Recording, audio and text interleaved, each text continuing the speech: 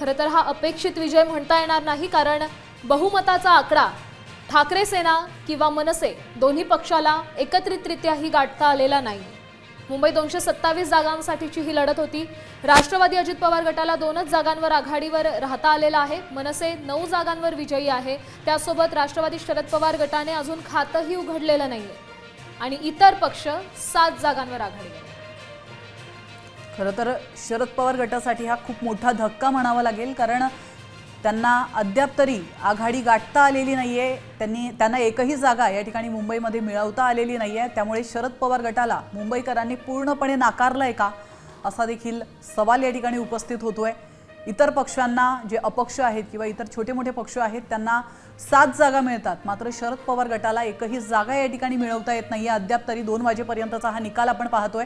पनवेलमध्ये 78 जागांसाठी मतदान काल पार पडलेलं आहे। त्यापैकी शिंदे सेनेला 2, अजित पवार गटाला 1, ठाकरे सेनेला 6, तर मनसेला अद्याप 0 जागा मिळालेल्या आहेत।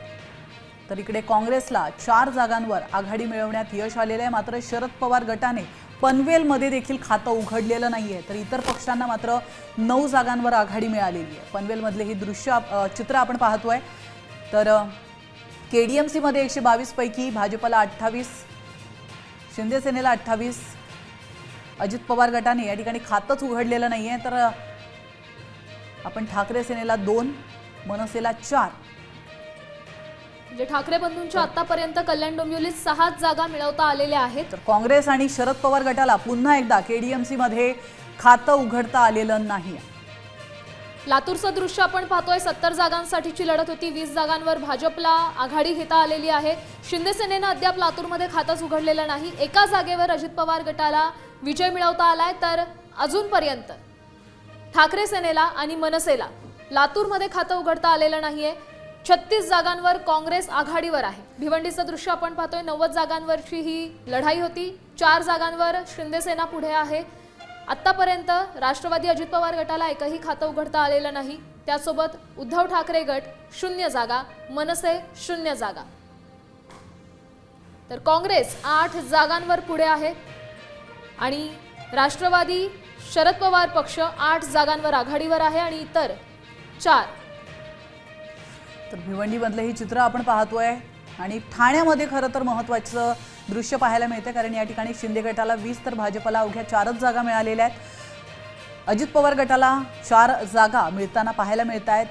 तर ठाकरे सेनेला इथं खातं उघडता आलेलं नाही आहे आणि ठाकरे सेनेसोबत मनसेनं देखील इथं खातं उघडलेलं नाही आहे। जळगावची चित्र पाहायला मिळते। 75 पैकी शिंदे सेनेला 15 जागा, अजित पवार गटाला 1 जागेसह अजित पवार गट आघाडीवर आहेत। तर ठाकरे सेना आणि मनसेला अद्याप जळगावमध्ये खातं उघडता आलेलं नाही आहे आणि सोबतच काँग्रेसला या ठिकाणी 0 जागा मिळालेल्या आहेत। तर शरद पवार गटाने देखील इथं अद्याप खातं उघडलेलं नाही आहे। महायुती कुठेतरी जळगावमध्ये देखील विरोधकांवर हावी होताना पाहायला मिळत आहे। मीरा भाईंदरचं आपण सध्या चित्र पाहतोय। 95 जागांवरची लढत होती। अजित पवार गटाला, ठाकरे सेनेला आणि मनसेला इथे यश मिळालेलं नाही। 0 जागांवर आघाडी आहे। पण मीरा भाईंदरचं दृश्य पाहू शकतो। काँग्रेसला किमान 8 जागांवर तरी आघाडी मिळवता आली आहे। चंद्रपूरमध्येही 66 जागांची लढत होती। भाजप 7 जागांवर आघाडीवर आहे। शिंदे सेना अजून एकही खातं उघडलेलं नाही। राष्ट्रवादी अजित पवार गटाला एका जागेवर विजय मिळवता आलेला आहे। ठाकरे सेना 7 जागांवर पुढे आहे। चंद्रपूरची ही सगळे आपण दृश्य पाहतोय। मनसे अद्याप एकही खातं उघडलेलं नाही, एकाही जागेवर आघाडी नाही। राष्ट्रवादी शरद पवार गटाची ही तशीच काहीशी स्थिती आहे। काँग्रेस 12 जागांवर पुढे। चंद्रपूरचा हा संपूर्ण कल आपण पाहतोय। इतर पक्षाला 2 जागांवर आघाडीत राहता आलं। तर इकडे संभाजीनगरमध्ये देखील आपण पाहतोय भाजपला 35, शिंदे सेनेला 15, राष्ट्रवादी अजित पवार गट आणि शरद पवार गटाला 1-1 जागेसह ते आघाडीवर असल्याचं दिसतंय। तर सोबतच आपण पाहू शकतो ठाकरे सेनेला 8, मनसेला या ठिकाणी अजून खातं उघडता आलेलं नाहीये।